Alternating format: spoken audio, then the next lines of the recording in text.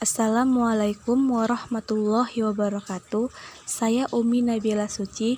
Saya dari kelas EKI 4B. Di sini saya akan membahas tentang ekonomi moneter dan keuangan Islam yang berjudul Konsep Uang Menurut Konvensional dan dalam Pandangan Islam. Yang A. Peranan dan fungsi uang.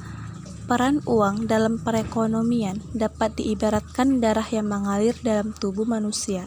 Tanpa darah, manusia seakan-akan hendak mati. Kekurangan uang bagaikan kekurangan darah yang mengakibatkan gairah hidup menurun dan lemah, dan pada akhirnya manusia menjadi sakit-sakitan. Ini bisa terjadi jika manusia lupa akan fungsi dan peran uang yang sesungguhnya. Dengan uang yang notabene adalah benda mati, napas hidup perekonomian suatu negara dapat terlihat. Dengan uang manusia bisa membeli rasa aman, bersosialisasi, dihargai, dan dihormati. Dengan uang manusia dapat mengaktualisasikan dirinya. Yang kedua, fungsi uang. Fungsi uang dibedakan menjadi dua. Yang pertama, fungsi asli dan fungsi turunan. Fungsi asli uang ada tiga, yaitu sebagai alat tukar, sebagai satuan hitung, dan sebagai penyimpan nilai. Uang berfungsi sebagai alat tukar yang dapat mempermudah pertukaran. Orang yang akan melakukan pertukaran tidak perlu menukarkan dengan barang, tetapi cukup menggunakan uang sebagai alat tukar. Kesulitan-kesulitan pertukaran dengan cara barter dapat diatasi dengan patokan uang. Yang B. Definisi uang. Uang adalah suatu benda dengan satuan hitung tertentu yang dapat digunakan sebagai alat pembayaran yang sah dalam berbagai transaksi dan berlaku di dalam wilayah tertentu. Demikian pentingnya fungsi uang sehingga keberadaannya uang di suatu negara diatur dengan undang-undang. Uang dalam ilmu ekonomi tradisional didefinisikan sebagai setiap alat tukar yang dapat diterima secara umum. Alat tukar itu dapat berupa benda apapun yang dapat diterima oleh setiap orang di masyarakat dalam proses pertukaran barang dan jasa. Sebelum uang diciptakan, masyarakat pada zaman dahulu melakukan perdagangan dengan cara barter. Barter merupakan pertukaran barang dan uang.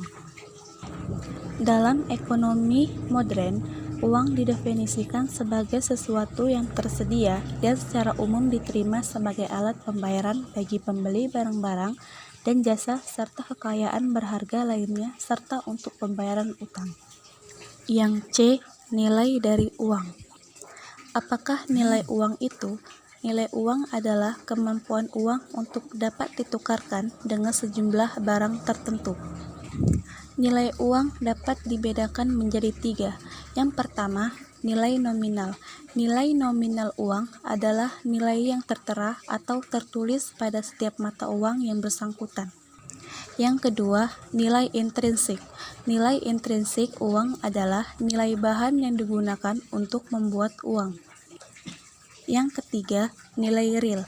Nilai real uang adalah nilai yang dapat diukur dengan jumlah barang dan jasa yang dapat ditukar dengan uang itu. Dan dilihat dari penggunaannya, nilai uang dibedakan menjadi nilai internal uang dan nilai eksternal uang. Nilai internal uang adalah daya beli uang terhadap barang dan jasa. Sedangkan nilai eksternal uang adalah nilai uang dalam negeri. Yang D. Klasifikasi uang. Adapun klasifikasi uang yang dapat dilihat dari berbagai sisi adalah sebagai berikut. Yang pertama, berdasarkan uang.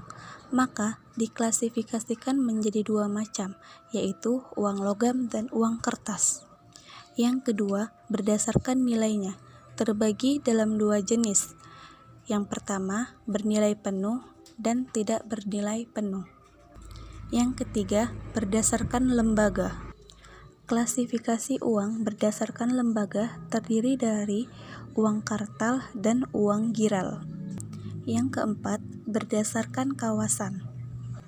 Klasifikasi yang berdasarkan kawasan adalah uang lokal dan uang regional. Uang internasional. Yang E. Standar moneter.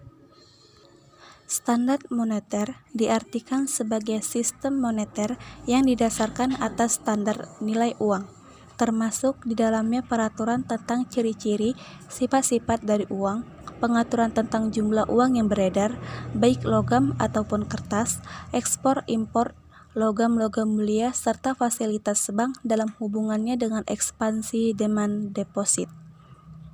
Standar moneter yang digunakan dapat berupa logam dan kertas. Yang F. Uang beredar. Uang beredar adalah seluruh persediaan uang dalam suatu perekonomian. Jumlah uang beredar dapat mencakup uang tunai, koin, dan saldo dalam rekening giro dan tabungan. Yang pertama, uang kartal. Uang kartal yang beredar di masyarakat meliputi uang kertas dan uang logam. Yang kedua, uang giral adalah seluruh nilai saldo rekening giro atau rekening koran yang dimiliki oleh masyarakat yang tersimpan di bank-bank umum. Yang ketiga, uang kuasi merupakan uang yang dimiliki oleh masyarakat dan disimpan pada bank dalam bentuk tabungan atau saving deposit dan deposito baik time deposit atau deposito berjangka. Yang G. Definisi uang dalam Islam. Uang dalam ekonomi Islam secara etimologi berasal dari kata an-nuqdu dan jamaknya adalah an-nuqud. Pengertiannya ada beberapa makna, yaitu an-nuqdu berarti yang baik dari dirham, menggenggam dirham, membedakan dirham, dan an-nuqdu juga berarti tunai. Kata nuqud dalam tidak terdapat dalam Al-Quran dan hadis karena bangsa Arab umumnya tidak menggunakan nuqud untuk menunjukkan harga. Mereka menggunakan kata dinar dan untuk menunjukkan mata uang yang terbuat dari emas dan kata dirham untuk menunjukkan alat tukar yang terbuat dari perak. Yang H. Dinar, dirham, dan fulus. Dirham adalah koin perak murni seberat 2,975 gram. Dinar adalah koin emas seberat 4,25 gram, berkarat 22 karat atau 91,7%. Fulus adalah mata uang tembaga yang dimaksudkan sebagai alat tukar recehan untuk pembayaran benda-benda kecil dengan nilai di bawah satuan dirham terkecil atau 0,5 atau 1 dirham yang beredar di suatu wilayah. Fulus hanya berlaku secara lokal di tempat koin ini diterbitkan dan diedarkan. Yang I. Sejarah dan perkembangan uang dalam Islam. Perkembangan uang di masa khalifah. Yang pertama, pada masa pemerintahan Abu Bakar As-Siddiq.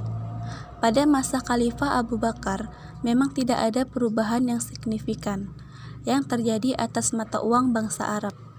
Hal ini disebabkan karena pemerintahan beliau relatif pendek dan banyak perkara yang harus ditangani. Namun kondisi perekonomian di masa pemerintahan beliau menanjak. Pasalnya Abu Bakar As-Siddiq berkomitmen tegas untuk memerangi orang-orang yang enggan membayar zakat. Meskipun begitu, bentuk uang belum ada perubahan dan masih sama seperti aslinya.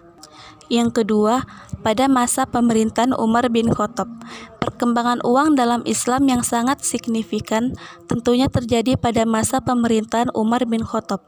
Pada masa tersebut, banyak sekali perubahan-perubahan yang dilakukan. Namun perubahan yang terjadi lebih banyak berkaitan dengan dirham atau uang perak. Pada awalnya, dirham hanya berupa koin terbuat dari perunggu yang dicetak dengan menggunakan aksara Arab di kedua sisinya. Kemudian Khalifah Umar bin Khattab memperlakukan beberapa perubahan perihal uang tersebut.